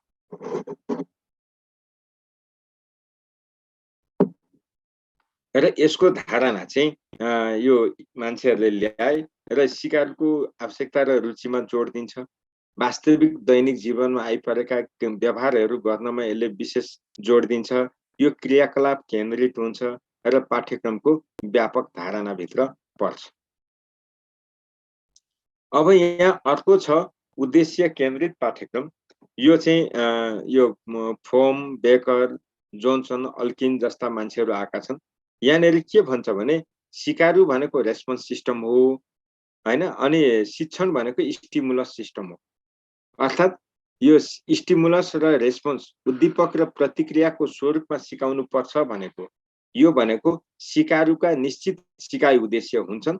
हरेक सिकारुका सिकाइ उद्देश्य हुन्छन्। ती उद्देश्यलाई केन्द्रबिन्दुमा राखेर पाठ्यक्रम बनाउनु पर्छ भन्ने धारणा उद्देश्य केन्द्रित पाठ्यक्रम र यसले के गर्छ भने यान्त्रिक सिकाइलाई प्राथमिकता दिन्छ। पाठ्यक्रम निर्माणको मुख्य आधार उद्देश्यलाई मान्दछ। ध्यान दिनु होला, पाठ्यक्रम निर्माणको मुख्य आधार भनेर उद्देश्यलाई मान्दछ र सिकारमा अपेक्षित व्यवहार निर्माण गर्न मद्दत गर्दछ। यही कुरा यसले यहाँ गर्छ। अब मुख्य पाठ्यक्रम अर्को छ ढाँचा। यो जोन डिबेले प्रतिपादन गरेका हुन् र यो एकीकृत पाठ्यक्रमको धारणा छ। यसले मूलतः समस्या समाधानमा जोड दिन्छ र यसले के गर्छ भने हाम्रो विद्यालयमा कक्षा 9 भन्दा माथि यो मोडल लागू भएको छ। कक्षा 9 भन्दा माथि किन? त्यहाँ अनिवार्य विषय पनि छन्, ऐच्छिक विषय पनि छ। त्यो अनिवार्य र ऐच्छिक विषय भएका जति यो ढाँचामा सञ्चालन हुन्छ, तर कक्षा 8 सम्मकोमा चाहिँ ऐच्छिक विषय छैन। त्यही भएर यो ढाँचा त्यहाँ चाहिँ होइन। कक्षा 8 भन्दा माथि 9 देखि 12 सम्म यो ढाँचामा पाठ्यक्रम विकास गरिएको छ। त्यसपछि योजना केन्द्रित पाठ्यक्रम भन्छ। यो चाहिँ टाभा, सेलर, अलेक्जेन्डर यिनीहरूले गरेका हुन् र यसले के भन्छ भने मनोवैज्ञानिक पक्षको उपेक्षा गर्ने पाठ्यक्रम कुन हो भनौँ भने मनोवैज्ञानिक पक्षको उपेक्षा गर्ने पाठ्यक्रम कुन हो भनौँ भने योजना केन्द्रित। नचुकिनु होला। यसलाई अर्को के पनि भन्छ भने मूल्याङ्कन पद्धतिको योजना पनि भन्ने गरिन्छ। मूल्याङ्कन पद्धतिको योजना पनि भनिन्छ। यसलाई संगठित क्रियाकलाप गराउने कुरा गर्छ यो। अब त्यसपछि सुसुप्त पाठ्यक्रम भन्छ। यो चाहिँ पाठ्यक्रमको उप-उत्पादन। अहिले सुसुप्त पाठ्यक्रम भनेको कार्यान्वयन भइसकेको छैन, आवश्यकता पर्यो भने जतिसुकै बेला कार्यान्वयन गर्न सकिने तयारी अवस्थामा बसेको अवस्था हो। अर्थात् एउटा सिक्दा अर्को पनि त्यो सँगै सिक्न सकिन्छ र यो चाहिँ पाठ्यक्रम भन्दा बाहिरका कुराहरू सिक्नलाई यसले मद्दत गर्छ। त्यसोलाई हामी सुसुप्त पाठ्यक्रम भन्छौँ। यो हामी कहाँ त्यति प्रचलनमा छैन। अब अर्को छ क्रियाकलाप केन्द्रित पाठ्यक्रम। यो जोन डिबेले प्रतिपादन गरेका हुन्।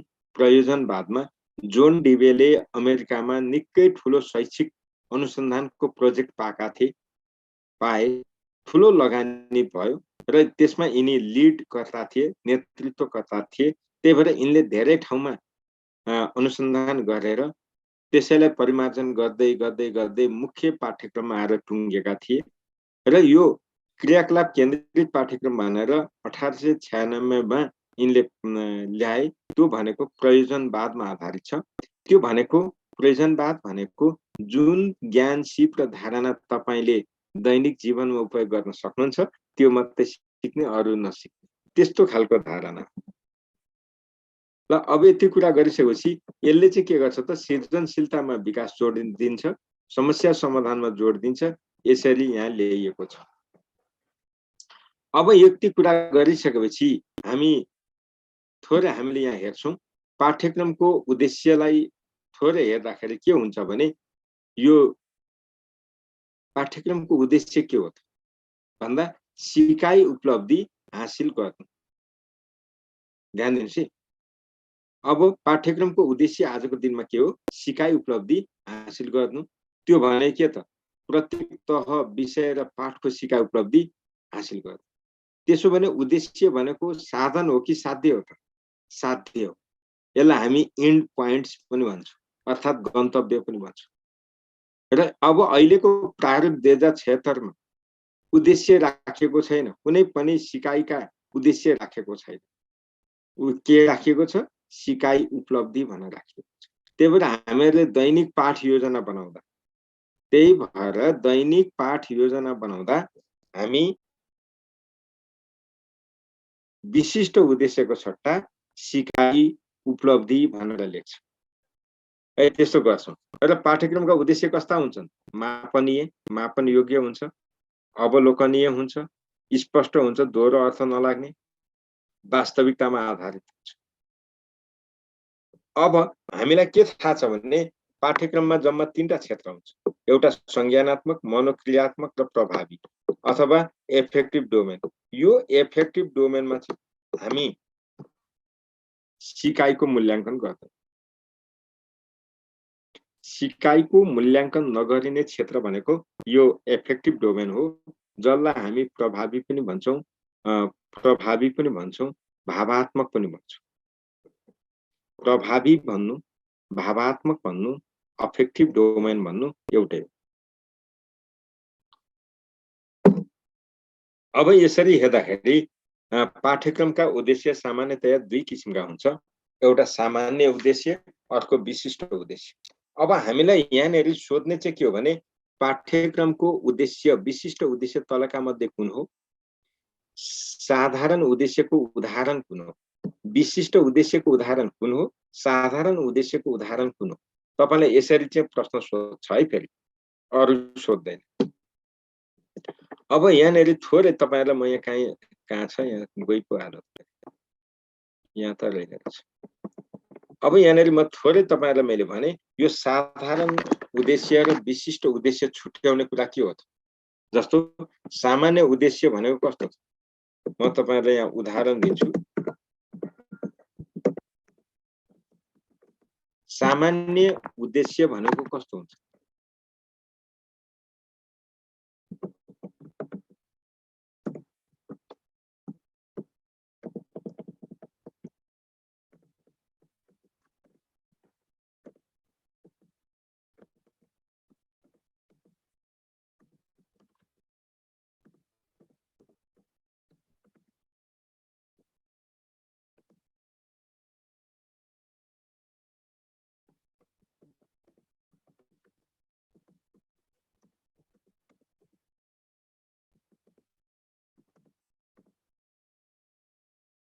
जानकार हुन यो कस्तो उद्देश्य भयो?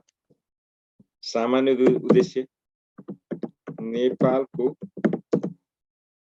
नक्सा वर्णन गर्न, यी सबै साधारण उद्देश्य। अब त्यसो भने विशिष्ट उद्देश्य चाहिँ कस्तो छ?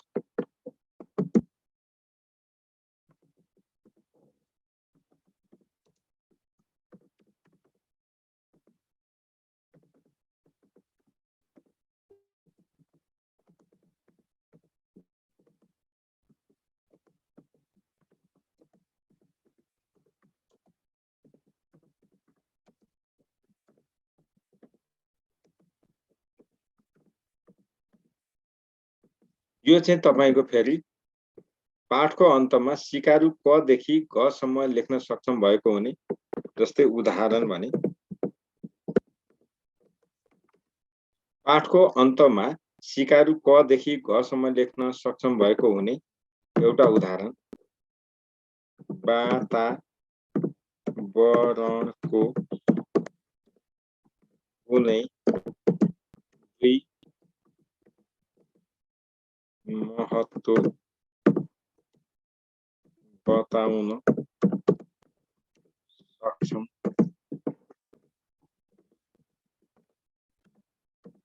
यस्तो चाहिँ विशिष्ट त्यही भएर के विशिष्टको हामीहरूलाई यहाँनिर यसरी नै सोध्छ तलका कुन साधारण उद्देश्य हुन् तलका कुन विशिष्ट उद्देश्य हुन् यसरी प्रश्न सोध्यो भने जहाँ स्पेसिफिक छ साँगुरो घेरा छ थोरै क्षेत्र समेटेको छ त्यो विशिष्ट हो जहाँ व्यापक छ ठुलो क्षेत्र समेट छ त्यो सामान्य उद्देश्य हो या नझुकिनु तपाईलाई यस्तो प्रश्न यहाँ सोध्न सक्छ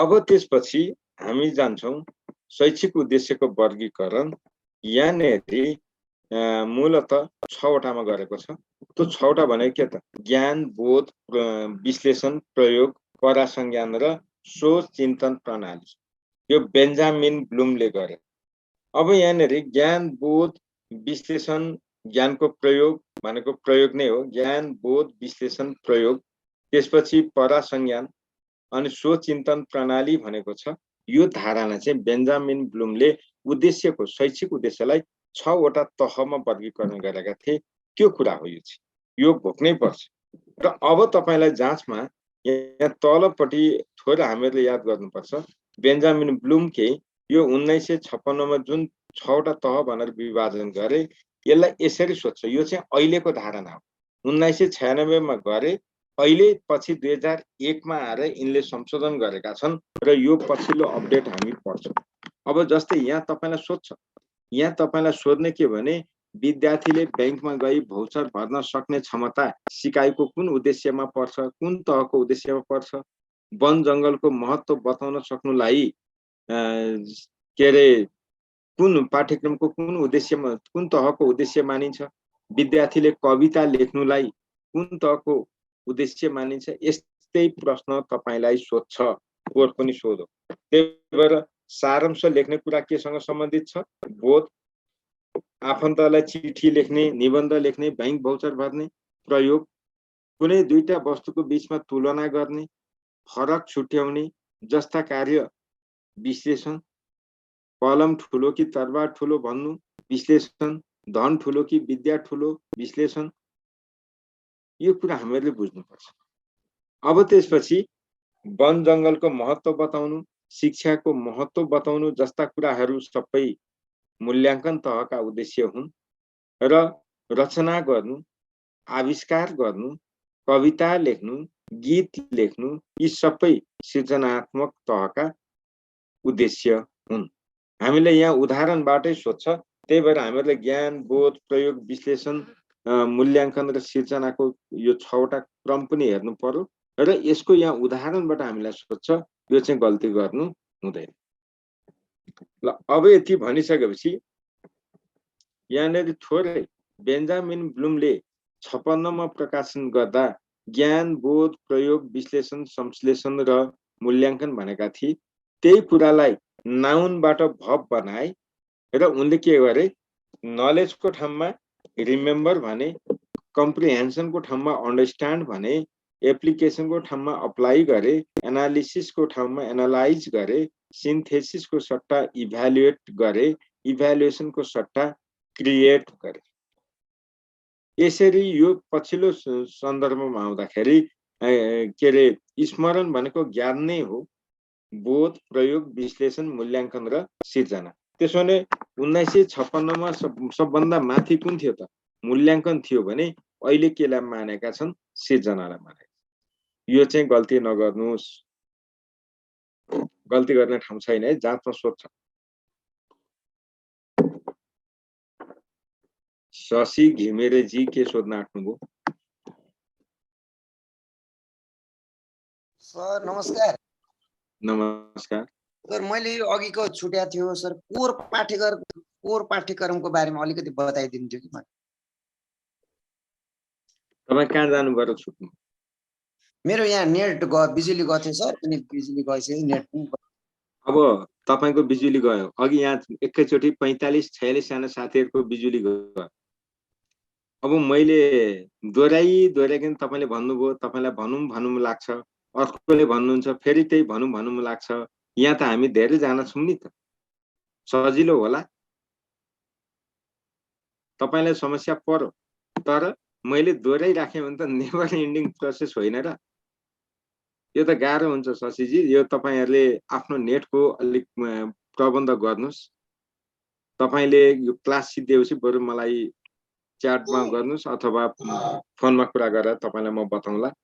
किनभने त्यसो छुटेको कुराहरूमा अलिकति असहज हुन्छ है शशीजी। किनभने तपाईँको गयो, अब एकछिनमा अर्कोको जान्छ, एउटाको एउटाको त गइराखेको हुन्छ। अब मैले तपाईँलाई दोहोऱ्याउँछु, अर्कोलाई दोहोऱ्याइन भने त मैले पक्षपात गरिहालेँ नि। मेरो लागि त तपाईँहरू सबै समान हो नि त, होइन र? हजुर हजुर। त्यही पनि शशीजी तपाईँले सोधिहाल्नुभयो। अलिकति यस्ता कुरामा तपाईँहरूले पनि विवेक प्रयोग गर्नु होला। यो कोर करिकुलम अथवा मुख्य पाठ्यक्रम भनेको हामीहरूले जोन डिबेको धारणा भनेर पढ्यौं। यो भनेको के हुन्छ भने त्यहाँनेरि केही पाठ्यक्रमहरू अनिवार्य पढ्नुपर्ने, केही पाठ्यक्रमहरू छान्न पाइने, त्यस्तोलाई हामीहरूले मुख्य पाठ्यक्रमको रूपमा लिएका छौं। यो चाहिँ जस्तो कक्षा 9 देखि 12 को मोडल यसमै आधारित छ भनेर पढ्यौं है। यो सर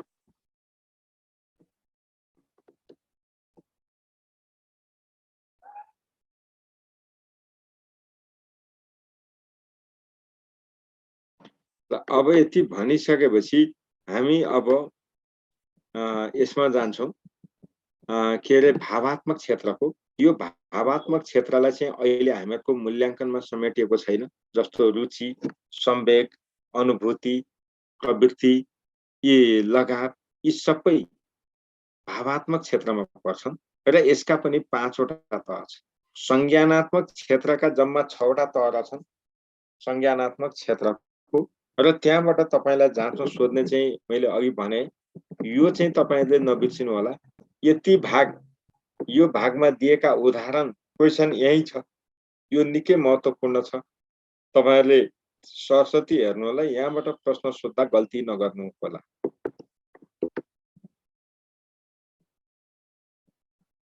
अब जस्तै सरलबाट जटिलको क्रममा भावात्मक क्षेत्रमा सबभन्दा तल्लो प्राप्त गर्नु, सबभन्दा माथिल्लो चारित्रीकरण गर्नु यहाँ भनेको छ। चारित्रीकरण भनेको के त? तपाईले विद्यार्थीलाई नानी बाबु हो, खैनी खानु हुँदैन, चुरोट खानु हुँदैन, बिँडी खानु हुँदैन भनेर सिकाउनुहुन्छ। अनि तपाईले चाहिँ आफूले फेरि बाहिर निस्केर खानुहुन्छ भने त्यो चाहिँ होइन चारित्रीकरण। तपाईले पनि खानु भयो। कक्षामा विद्यार्थीले जे सिकाउनु भयो त्यो कुरा तपाईले पनि अनुसरण गर्नुहुन्छ। त्यसलाई हामी चारित्रीकरण भन्छौँ। ध्यान दिनुहोस् है, त्यसलाई हामी के भन्दो रहेछौँ? चारित्रीकरण भन्दछौँ। अब त्यसपछि अर्को छ यो अनिता हारो लगायतको टिमले गरेको मनोक्रियात्मक क्षेत्र। उहाँले चाहिँ 7 वटा क्रम राख्नु भएको छ। त्यो 7 वटा क्रममा सबभन्दा तल्लो प्रत्यक्षीकरण, पहिला आँखाले देख्नै पर्छ है, पहिला आँखाले देख्नु पर्छ। अनि अन्तिममा बल्ल मौलिकपना आउँछ। अन्तिममा चाहिँ हामी मौलिकपनामा गएर टुङ्गिन्छौँ। त्यही भएर यो प्रत्यक्षीकरण, तयारी, प्रतिक्रिया, यान्त्रिकरण यो कुरा हेर्नुपर्छ। त यान्त्रिकरण भनेको के हो भने मेसिनले जसरी नै गल्ती नगरिकन काम गर्नु। जति पटक तपाई क लेख्नुहुन्छ, एउटै अक्षर, एउटै साइज, एकै खालको लेख्नु यान्त्रिकरण। ध्यान दिनुहोस्, मेसिनले जसरी नै लेख्नु।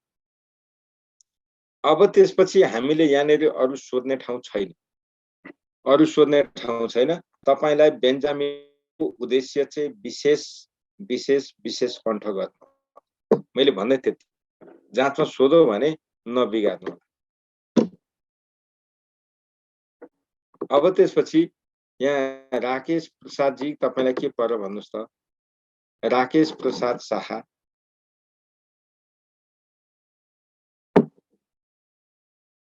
राकेश प्रसाद शाह बोल्नु भएन।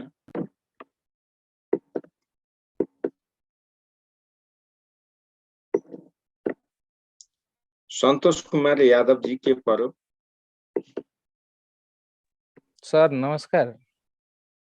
नमस्कार सर, यो पाठ्यक्रम सम्बन्धी एउटा धेरै कन्फ्युज भयो सर क्वेसन। यहाँ गुरु 2 बुकमा दिएछ सर, पाठ्यक्रमलाई अन्तिम रूप दिने तत्त्व कुन हो?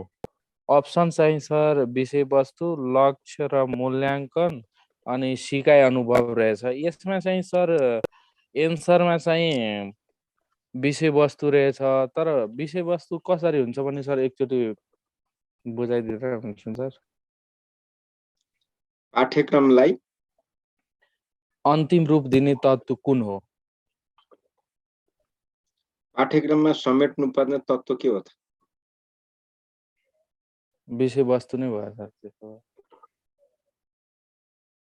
नै त्यहाँनिर तपाईँले भनेकोमा मलाई डाउट लाग्यो। तपाईँले कति त्यही त पेजमा कति यहाँ पेजमा छ त भन्नुहोस्। मसँग त्यो यहाँ किताब भएन कि।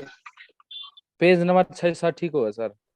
तपाईँ यसो गर्नु न, हजुर तपाईँ मसँग यहाँ बुक भएन, तपाईँले मेरो व्हाट्सएपमा त्यो पठाउनुहोस् न ल। ए हुन्छ, हस् त सर, हुन्छ हुन्छ।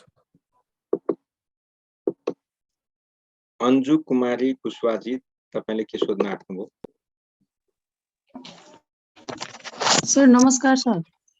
नमस्कार सर, मैले हिजो पनि राइज ह्यान्ड गर्दाखेरि तपाईँ मेरो कुरा सुनिदिनु भएन सर। आज पनि त्यस्तै गरिदिनु भयो। एउटा क्वेसन छ सर, हिजोको क्वेसन हो सर। जसरी यो चाहिँ तपाईँले रिसाएर कसलाई भन्नुभयो? तपाईँले हात उठाउनु भयो, यहाँ त्यत्रो जना हुन्छ, हात उठाउँदैमा सबैलाई बोल्न दिने हो भने त हामी पढ्दैनौँ नि, बोलेको बोले गर्ने त। तपाईँले अहिले त बोल्न पाउनुभयो नि त। बोल्न पाउँदा पनि रिसाउनै पर्छ? नरिसाइकन बोल्नुहुन्न? होइन सर। लु गाली गर्नु, कति गाली गर्नुपर्छ गर्नुहोस् अनि सोध्नुहोस्। होइन सर, त्यस्तो केही छैन, मात्र अलि हेरिदिनु क्वेसन छ। एउटा बालकलाई नमस्कार गर्दा अनि चाहिँ सिकायो, त्यही सिकाइ अनुसार आफ्नो आफन्तलाई मात्र नमस्कार गर्न पर्ने कुरा, यो चाहिँ सिकाइ चाहिँ विभेदीकरण भयो होइन सर? अनि चाहिँ अब त्यही बालकले नमस्कार सिकाउँदाखेरि आफन्तलाई होइन नगरेर सबैजनालाई नमस्कार गर्यो भने त समानीकरण भयो होइन सर? अनि त्यस्तैमा यो चाहिँ यो शास्त्रीय सिकाइमा शिक्षकले सिकाए अनुसार विद्यार्थीले सिक्छ, त्यो चाहिँ शास्त्रीमा आयो। अनि कार्यपरकले आफैले आफै स्वयं सेवक शिक्षा गर्थ्यो के भयो शिक्षण गर्यो भने त्यो कार्यपरक हो।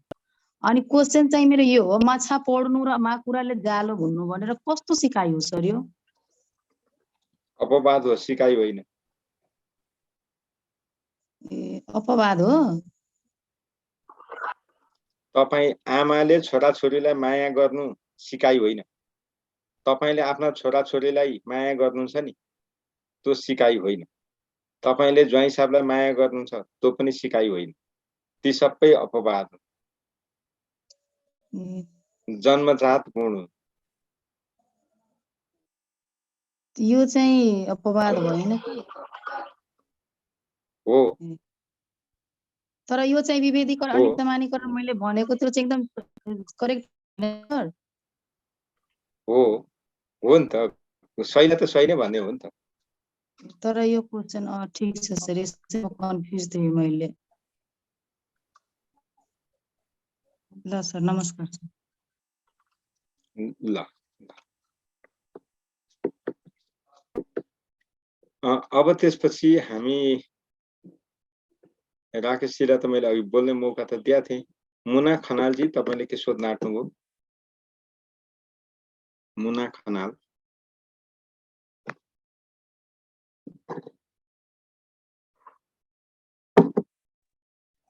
हजुर सर नमस्कार।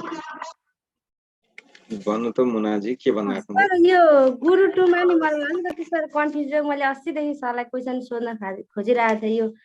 यो जीवन पर्यन्त शिक्षाको प्रतिपादक र निरन्तर शिक्षाको प्रतिपादक चाहिँ हामीले गुरुवानमा पढ्दा चाहिँ जीवन पर्यन्त जेआर किड भनेर पढेको, अनि निरन्तरको चाहिँ ब्याचलर होइन, कहाँ जेआर किड भनेको? गुरु के अरे जीवन पर्यन्त भनेको म्याकेन्जीको लाइफ लङ एडुकेसन। यो गुरु 2 को सुरुमै छ त सर, यो पेज नम्बर 1 मै छ कि यो क्वेसन नम्बर 9 मा यहाँनेरि। त्यही त जीवन पर्यन्त शिक्षाको जन्मदाता भनेको छ होइन, अर्को निरन्तर शिक्षाको जन्मदाता भनेको छ यो। अनि यो यसको एन्सर चाहिँ के छ भन्दाखेरि जीवन पर्यन्तको चाहिँ ब्याचलर छ। के छ? ब्याचलर, जीवन पर्यन्त शिक्षाको जन्मदाता चाहिँ। त्यो निरन्तर हो नि त, निरन्तर शिक्षाको चाहिँ ब्याचलर हो। यहाँ मिस्टेक रहेछ कि त्यही त गुरु 1 मा एउटा छ गुरु 2 मा अर्को छ, नै यो भयो कि भनेर सोध्न खोजेको। नै यहाँ तपाईले कुरा बुझ्नु पर्यो। नै गल्ती होइन त्यो गल्ती होइन। हजुर कन्टिन्युअस एडुकेसनको प्रतिपादक ब्याचलर। त्यसैलाई कसैले जीवन पर्यन्त शिक्षा पनि भन्छन्, कसैले निरन्तर शिक्षा पनि भन्छन्। त्यसैलाई अब अर्को लाइफ लङ एडुकेसन, अंग्रेजी शब्दलाई समात्नु पर्यो। लाइफ लङ एडुकेसन भनेको जीवन पर्यन्त हो। फेरि हजुर त्यसका चाहिँ म्याकेन्जी हुन्। लाइफ लङ भनौँ भने म्याकेन्जी, कन्टिन्युअस एडुकेसन भनौँ भने ब्याचलर। त्यो त यहाँनिर त्यो त मलाई चाहिँ अलिक कन्फ्युज जस्तो लागेर नै सरलाई। नेपाली शब्द हेर्यो भने झुकिन्छ मिस, तपाईले भनेको ठिक हो, नेपाली शब्द हेर्यो भने झुकिन्छ है। हजुर सुदीप केसी जी। गुरु नमस्कार। नमस्कार। यो सुदीप जी हिजो अस्तिदेखि सर मेरो सबै छुट्ने प्रक्रियामा भयो के सर, त्यही भएर यो के छुटो भन्नु? सिकाइ सिद्धान्तको खास हामीले कुन टपिक पढ्दा उपयुक्त होला त्यो मात्रै सोध्न खोजेको सर। अरू त अब पछाडि व्याकरण अरू के होइन, तपाईले कार्यपरक र शास्त्रीय मात्रै पढ्नुपर्छ नि त। हजुर सर। सिकाइ सिद्धान्तमा कार्यपरक र के भयो भन्नु त? आज पनि सर यो एक्सेप्टै हुँदैन, घुम्छ अनि यो नेट झ्याप्पै गइहाल्छ, त्यहाँ एक्सेप्टै हुँदैन। आज पनि छुटिहाल्यो सर, आज लगातार 3 दिन जति भइसक्यो। नै त्यो तपाईकै काहीँ केही समस्या छ सुदीप जी, यहाँबाट गएको छैन, मैले हेरिराखेको छु। अस्ति चाहिँ तपाईको अघिल्लो हप्ता 2 दिन चाहिँ समस्या आएको थियो। कसले त्यो एउटा कुन चाहिँ जुम डाउनलोड गर्नु भएको छ, त्यो एउटामा चाहिँ समस्या आएको छ। जुम पनि धेरै किसिमको हुन्छ नि त एप्लिकेसन। हजुर। अनि त्यो भएकोमा हो, तर अहिले त त्यो समस्या छैन सुदीप जी। हजुर सर। अनि आज पढाइ भएको सर छुटिहाल्यो। नै यसो गर्नु न सुदीप जी, तपाईले केही बुझ्नु भएको छैन भने मलाई व्हाट्सएपमा तपाईँ मलाई कम्युनिकेट गर्न सक्नुहुन्छ। मलाई दिउँसो तपाईले 3:30 देखि 4 बजेको बिचमा व्हाट्सएपमा तपाईले मलाई कुरा गर्नुभयो भने म तपाईलाई फोनमै पनि भनिदिन सक्छु नि त। हजुर सर। है, तर तपाईँ पढ्नुस्, काहीँ बुझिएन भने हामी फेरि के युनिट बुझिएन भने दोहोऱ्याएर पनि गर्छौँ। अहिले एक सरो चाहिँ हामीले पहिला कोर्स सकौँ। अब किनभने हामीहरूले क्वाड क्लास पनि तपाईहरुलाई गर्नुपर्छ। यतिकै पढेर मात्रै हुँदैन, तपाईहरु अलिक ढिलै हुनुभयो। पढ्न त हामीले राम्रैसँग सर आज यो पढ्नुपर्छ है। पाठ्यक्रमको हामीले मेन कुन टपिक पढ्दा हुन्छ सर? अहिले जे पढ्यौं त्यो सबै पढ्ने। पढ्नु पर्यो हैन सर? हो सर हो। नै अब पराविको